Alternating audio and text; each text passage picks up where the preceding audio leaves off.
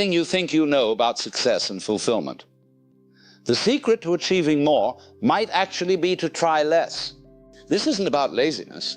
It's about understanding a profound paradox that can unlock genuine progress and inner peace. Prepare to have your perspective on effort completely transformed. You see, there's something wonderfully absurd about the human condition. We grip tighter when we want to hold on. We push harder when the door says pull. We clench our fists around the very things we're trying to bring into being, and then we wonder why they slip through our fingers like water. Imagine you're lying in bed at 3 in the morning, and you absolutely must fall asleep. Perhaps you have an important appointment tomorrow. You've counted sheep. You've tried every position. And what happens? Your eyes become wider than they've been all day. Your mind races. Every position feels wrong. You're trying so hard to fall asleep that sleep has become absolutely impossible. This is the doorway into one of the most liberating insights you'll ever encounter. The philosopher Aldous Huxley called it the law of reverse effect. The harder we try with the conscious will to do something, the less we shall succeed. Now, doesn't that fly in the face of everything you've been taught? Pull yourself up by your bootstraps. Apply yourself. No pain, no gain. But what if we've been looking at it backwards all along? Let me paint you a picture. A man wakes in the morning, already feeling behind. Obligations pile up, work deadlines, family responsibilities, social expectations pressing in from all sides. He rushes through breakfast, his mind already at the office, rehearsing conversations, worrying about problems yet to come. His day unfolds like a series of urgent tasks, strung together by anxiety. Always something more to accomplish, someone to please, some goal to chase. He comes home exhausted, perhaps has a drink to unwind. But even then, his mind won't quiet. He lies in bed reviewing failures and planning tomorrow's campaigns. Then he does it all again. We've made a virtue out of anxiety. A man who isn't constantly striving is considered lazy, unmotivated. We wear our exhaustion like medals. I've been working 16-hour days, someone says with grim pride. I haven't had a vacation in 2 years. But here's the question. Is all this trying actually getting you where you want to be? Or are you just tired? There's a difference between genuine work and frantic activity that masquerades as productivity. You can be tremendously busy and accomplish very little. You can be moving constantly without actually going anywhere. The gospel we hear preaches effort as salvation. If you're not succeeding, you're simply not trying hard enough. Can't sleep? Try harder. Marriage falling apart? Put in more effort. Not content? Work on improving yourself. As if fulfillment were just another project to be completed through sufficient determination. But the things we want most, love, peace, creative inspiration, joy, genuine connection, these aren't things you can grasp with clenched fists. They're not problems to be solved through force of will. And the more we approach them with that mindset, the more they evaporate. Have you noticed this? The job interview where you wanted the position so desperately that you came across anxious and uncertain. The party where you tried so hard to be witty that you became stiff and awkward. The more you wanted it, the more it slipped away. Think about the young man courting a woman. If he's too eager, too available, too obviously desperate for her affection, what happens? She pulls away. Not because she's playing games, but because there's something in human nature that recoils from desperation. Whereas the man comfortable in himself, who isn't grasping for validation, he's interesting, he's attractive, not because he doesn't care, but because he's not desperate. So consider this radical possibility. What if the problem isn't that you're not trying hard enough? What if the problem is that you're trying too hard? The harder you try to grasp something, the more it eludes you. It's like trying to pick up mercury with your fingers. The more pressure you apply, the more it scatters. You cannot make yourself fall asleep. Sleep is something that happens to you, not something you do. The moment you start trying, you've introduced conscious control, and that very effort keeps you awake. Sleep comes when you let go, when you surrender. Or consider relaxing. You come home after a difficult day. Someone says, just relax. Have you noticed how utterly useless that advice is? Because the moment you try to relax, you're creating effort, creating tension. You're tensing up in the very attempt to release tension. It's like trying to smooth out ripples in water by patting them down. You just create more ripples. Happiness works the same way. The pursuit of happiness is perhaps the most self-defeating pursuit there is. Happiness isn't something you achieve by aiming at it directly. Happiness is what emerges as a byproduct of being engaged in something meaningful. The instant you step back and ask yourself, am I happy? Am I enjoying this enough? You've pulled yourself out of the experience, and whatever happiness was there evaporates. Let me tell you about a writer. She sits at her desk with a pad of paper and a fountain pen, determined to write something worthwhile. She's carved out the time, arranged everything just so. She puts pen to paper. A sentence emerges. She crosses it out. Another sentence. That one's no good either. The harder she tries to find the perfect words, the more forced and lifeless everything becomes. She spends the entire morning producing nothing but frustration and crumpled paper. Then, days later, she's washing dishes, not thinking about writing at all, just feeling the warm water on her hands. And suddenly, there it is, the perfect opening line. The whole structure reveals itself effortlessly. What happened? The conscious effort was blocking the creative process.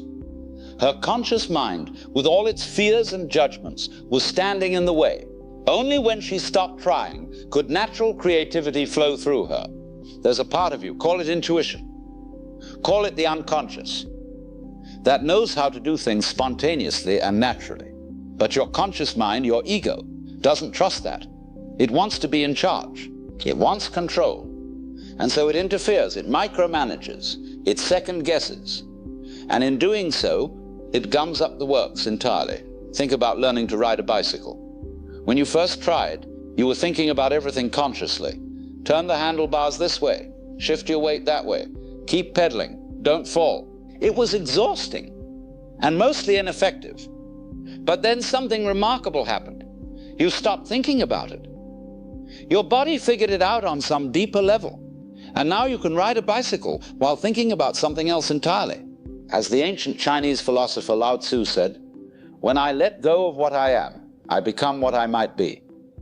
The skilled pianist doesn't think about where to place each finger. They become the music. The carpenter who's been at his trade for 30 years doesn't consciously deliberate over every saw stroke. His hands know what to do. In every case, there's trust involved. Trust in the natural process. Trust in your deeper capacities. And that trust is exactly what gets undermined when we try too hard, when we insist on conscious control of everything. The paradox is this: you can't try to stop trying. That's just another form of trying. You can't force yourself to be effortless. You can't make yourself spontaneous. The very attempt contradicts itself. Here's the psychological trap. We believe that more effort equals more control. That if we just think harder, plan more carefully, try more intensely, we can bend reality to our will. And there's a part of us that finds this belief incredibly seductive, because the alternative, that we're not in complete control, is terrifying. Have you ever prepared for a difficult conversation? I mean really prepared. Someone has said something that bothered you, or you need to ask your employer for a raise. So you spend hours, perhaps days, rehearsing exactly what you're going to say. You imagine their response, then prepare your counter-response. You create this entire mental script, polishing your arguments, perfecting your delivery. And then the actual conversation happens. And it goes nothing like you planned. They say something you didn't anticipate. The emotional tone is completely different. And all your preparation becomes useless baggage. In fact, it might even make things worse, because you're so attached to your script that you're not actually listening to what they're saying. You're just waiting for your turn to deliver your pre-planned lines. This is the illusion of control. We think all that mental effort is helping us, but it's actually making us less responsive, less present, less able to deal with what's actually happening. Or consider facing an important decision, perhaps choosing between two job offers, or thinking about moving to a new city. So you make lists, advantages and disadvantages. Pros and cons. You consult everyone you know. You think about it from every angle. You lie awake at night running through scenarios. And what happens? You become paralyzed. The more you think about it, the less clear it becomes.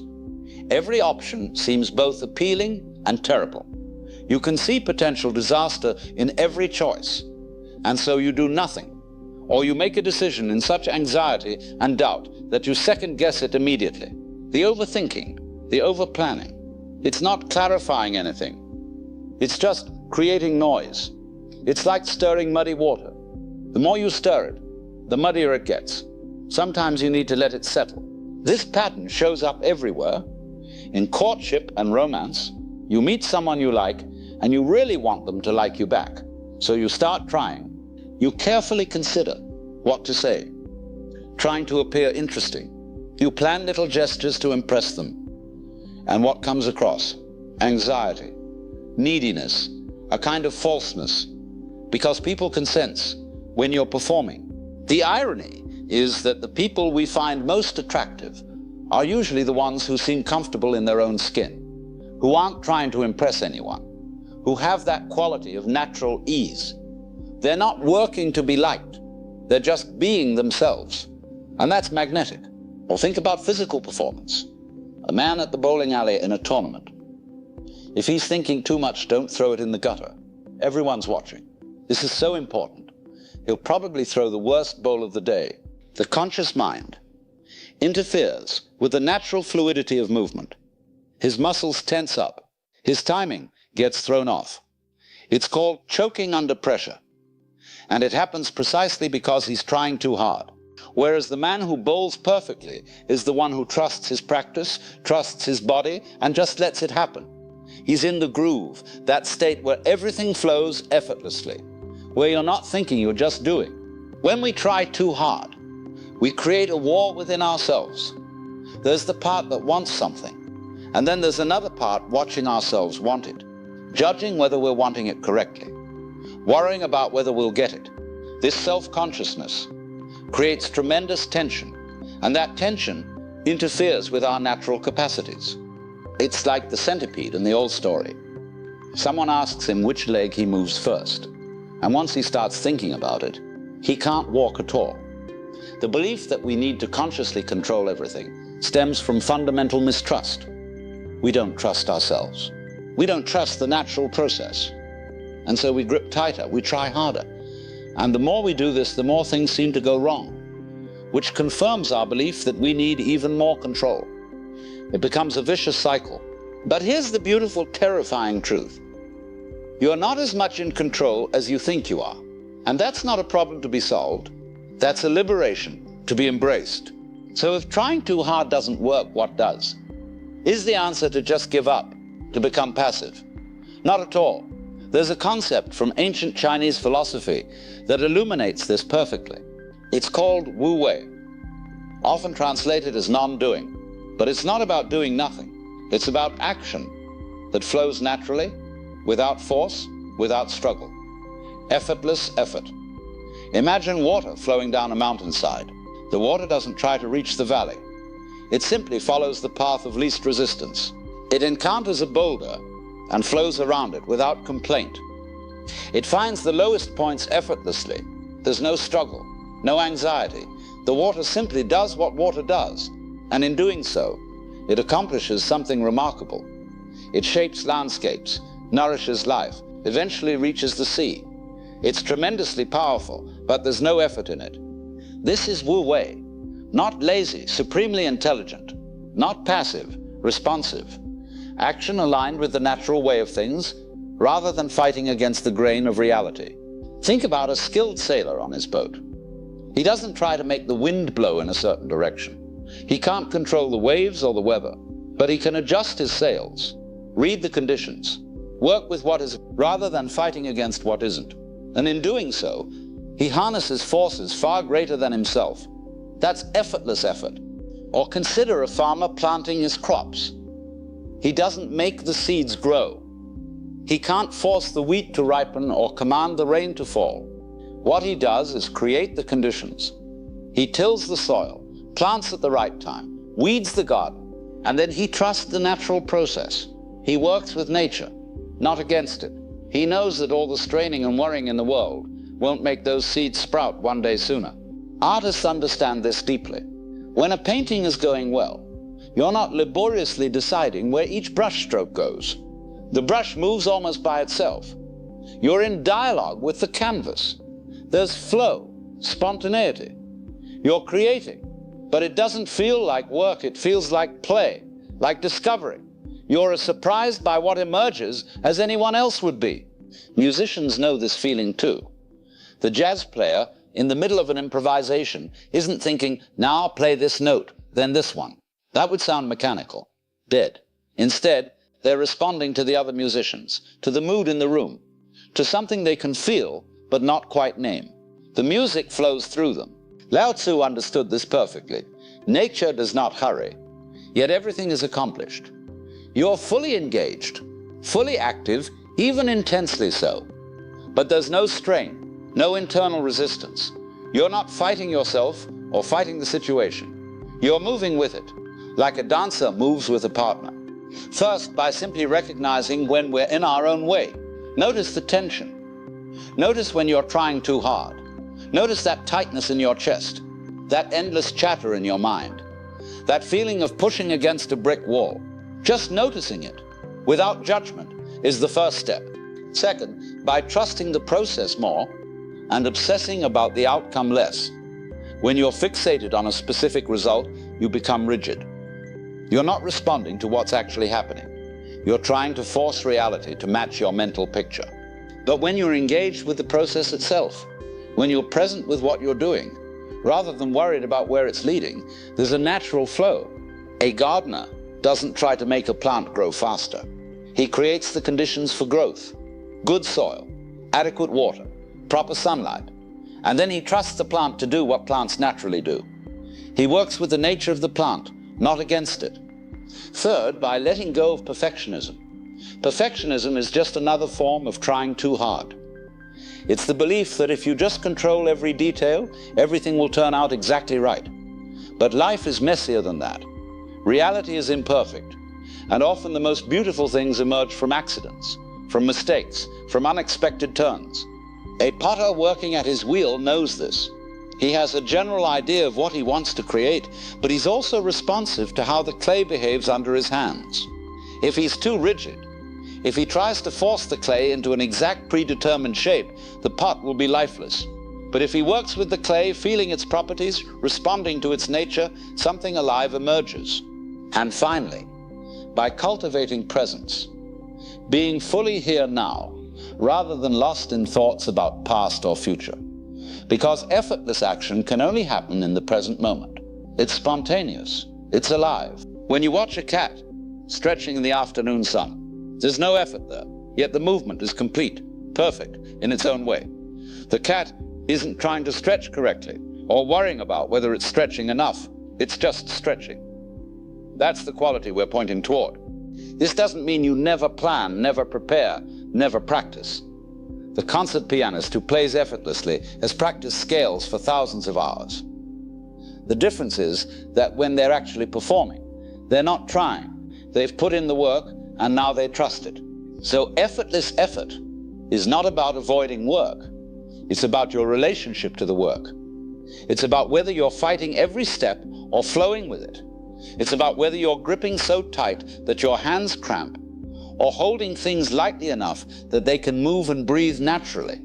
Let's ask the deeper question. What are we actually after? What's all this effort in service of?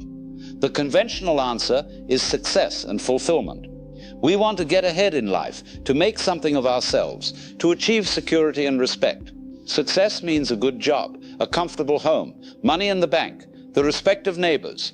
Fulfillment means achieving your goals, raising a family, reaching some imagined state of permanent contentment. But I want to suggest that this whole framework might be backwards. Because if success is something you have to constantly strive for, constantly prove, constantly defend and maintain, then you never actually arrive anywhere. You're always on your way to somewhere else, never quite here, and that's exhausting. Real fulfillment isn't a destination you reach after sufficient effort. It's not something you'll have once you achieve X, Y, and Z. It's a quality of being, a way of engaging with life, and it's available right now, in this moment, regardless of your circumstances or accomplishments. There's a wonderful Zen story about a monk who's asked, "What did you do before enlightenment?" He says, "I chopped wood and carried water." "And what do you do after enlightenment?" "I chop wood and carried water." The same activities. But everything's different because he's no longer doing them to get somewhere else. He's fully present with chopping wood and carrying water. And in that presence, there's a kind of fulfillment that doesn't depend on external achievement. External goals matter, of course. A man has to make a living, support his family, contribute something to the world. But the question is, are you engaged with your life as it actually is? Or are you constantly straining towards some future moment when you'll finally be allowed to relax and be satisfied? Because here's the thing, that moment never comes. There's always another goal, another milestone, another achievement that needs to be reached before you can finally rest. It's like chasing the horizon. The faster you run toward it, the farther away it remains. What if fulfillment isn't about getting somewhere, but about waking up to where you already are? What if success isn't about accumulating achievements, but about engaging fully with life as it unfolds? This requires a radical shift. Instead of constantly asking, what am I trying to achieve? What should I be doing? Am I doing enough? You begin to ask, what's actually happening here? What is this situation calling for? Instead of imposing your will on reality, you learn to listen to what's actually going on. Instead of forcing your way forward with gritted teeth, you begin to feel for the path of least resistance, the natural way forward. Here's something practical. The next time you notice yourself trying really hard at something, really straining, really pushing, pause for a moment. Just pause. Take a breath. Feel your body. Notice the tension. And then ask yourself, what am I afraid will happen if I stop trying so hard? Because beneath all this effort, there's usually fear. Fear of failure, fear of not being good enough, fear of what people will think, fear of losing control. And we believe that if we just try hard enough, we can keep that fear at bay. But you can't. The fear doesn't go away through more effort. It actually increases. Because the more you try to control everything, the more you're reinforcing the belief that disaster is just around the corner. So what if you experimented with letting go, just a little bit, in some relatively safe situation? Trying less. See what happens. Maybe in a conversation. Instead of carefully planning what to say, you just listen and respond naturally. Maybe at work, instead of overanalyzing every decision, you trust your experience and intuition more. Maybe in your creative pursuits, instead of aiming for perfection, you allow yourself to play, to experiment, to make glorious mistakes. Pay attention to the difference between effort that's truly helpful and effort that's counterproductive. There are times when sustained effort is appropriate, when you're learning a new skill, when you're overcoming a genuine difficulty. Hard work has its place, but even then, there's a qualitative difference. There's the straining kind, which has a quality of desperation, of trying to prove something, of never being quite enough as you are. And then there's the dedicated kind, which has a quality of commitment without attachment, of giving your all while remaining at peace with whatever comes. The question isn't should I try or should I not try? It's am I in harmony with what I'm doing, or am I fighting myself every step of the way? And here's the liberating truth. When you stop trying to force life to conform to your narrow plans, life becomes richer, more interesting, more full of possibilities you never imagined. Because you're no longer locked into rigid ideas about how things should be. You're open to what wants to emerge. The writer who stops trying to write something impressive and just writes honestly often produces her best work. The man who stops desperately trying to find happiness and starts engaging fully with his life as it is often finds a contentment he wasn't expecting. This is the paradox coming full circle. The more you let go, the more you gain. The less you try, the more you succeed. Not mechanically, not as a guaranteed formula, but often enough that it's worth paying very close attention to. So here we are. Understanding this paradox intellectually is one thing that's easy enough. Living it embodying it, allowing it to transform how you move through the world, that's something else entirely. Think about your breath. You breathe in and then you breathe out.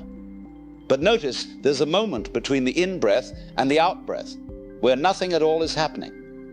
A moment of stillness, of emptiness, of pause. And yet that moment is essential. Without it, you'd suffocate.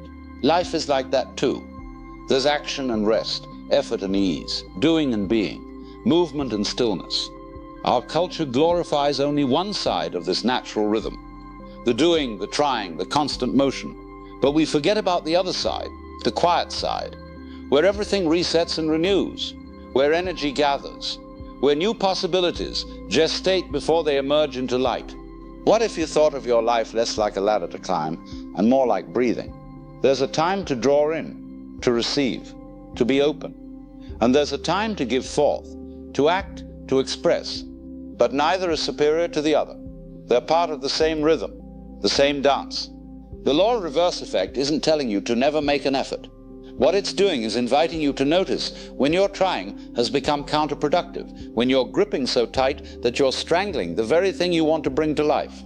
It's asking you to consider the possibility that you might already be enough, just as you are, that you don't have to prove anything to anyone, that there's nothing fundamentally wrong with you that needs to be fixed through heroic effort. What would your life look like if you stopped treating it as a problem to be solved and started experiencing it as a mystery to be lived? I don't know the answer to that question. Neither do you. And that's the beautiful part. Because the answer isn't something I can give you or you can figure out through more thinking. It's something that reveals itself when you stop trying so hard to find it. So here's my invitation. Notice. Simply notice when you're trying too hard. Notice the tension in your body, the strain in your mind, the way you're fighting against yourself. And in that noticing, something might shift. Not because you made it shift, but because awareness itself has a transformative quality. Be gentle with yourself. This isn't another item for your to-do list. You're not trying to become someone who doesn't try too hard. See how that's just more of the same trap? You're simply becoming aware of a pattern. And then, experiment. Play with this. See what happens when you hold things a little more lightly. When you trust a little more and control a little less. When you show up fully present to what's actually happening. If you forget, and you will, that's perfectly all right. Life will remind you the next time you're lying awake, trying to force yourself to sleep, or struggling to manufacture inspiration, you'll remember, ah yes, I'm trying too hard again. What would happen if I just let go? And then maybe you'll laugh, because it really is funny when you think about it. This whole human drama we create, taking ourselves so terribly seriously, making everything so difficult when it doesn't need to be. And in that laughter, in that moment of lightness, something opens up. You don't have to become anything other than what you already are. You don't have to achieve some special state of effortless perfection. You just have to stop fighting yourself long enough to notice that beneath all the trying, beneath all the effort and anxiety and striving, there's something already whole, already complete. It's like that writer at the kitchen sink. The insight came not because she gave up, but because she gave space. She stopped clutching at it, and it came to her naturally. And that's what I'm inviting you to do. Not to give up, but to give space. Space for things to unfold in their own time. Space for life to surprise you. Space for the unexpected to arise. Space for mystery, for wonder, for the things that can't be controlled or predicted or manufactured through effort alone. Because the most precious things in life, love, beauty, meaning, creative, inspiration, moments of genuine connection, they're not things you can grab hold of. They're more like birds that land on your shoulder when you're standing still and quiet, but fly away the moment you reach for them. So stop trying so hard. Not forever, not in everything, but just see what happens. See what emerges in the space you create. See what life might offer when you're not too busy forcing it to be something it's not. And perhaps you'll discover what the ancient sages knew, what every artist knows, in moments of true creation, that the doing and the not doing, the effort and the ease, the trying and the allowing, they're all part of the same dance. You don't need to master this dance. You just need to move with it. As Lao Tzu said, by letting it go, it all gets done. The world is won by those who let it go. But when you try, the world is beyond the winning. The music is already playing. It's been playing all along. The question is not how to make the music happen. It's already happening. The question is simply, are you listening? Are you moving with it? Listen, feel, move, let go. Not as a technique, not as another thing to achieve, but as a way of being, as a return to something natural, something you knew before you learned that you had to try so hard. You are enough, right now, just as you are, not because you've achieved anything or proven anything, but simply because you're here, alive, breathing, aware. So rest for a moment, breathe, feel your feet on the ground, notice that you're alive, and then from that place of presence, from that place of ease, see what wants to happen next. The river doesn't try to reach the ocean. The oak tree doesn't try to grow from the acorn. The seasons don't try to change.